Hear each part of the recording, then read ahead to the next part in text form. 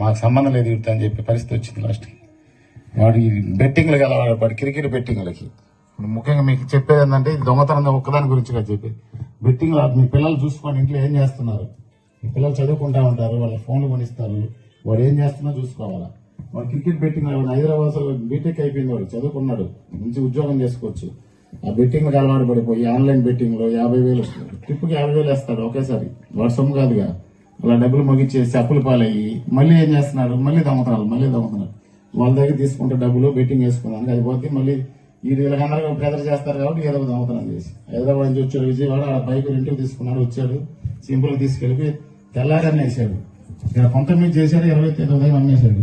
వాడు కరిగిచ్చేసాడు షాప్ వాడి దగ్గరికి పోయి వాడికి గందరగోళం చేసి ఆయన రికవరీ చేసుకుని రావాల్సి వచ్చింది. లాస్ట్కి వాడు ఏం చేశాడు, నేను డబ్బులు ఇచ్చాను కదండి నాకేం సంబంధం అంటాడు.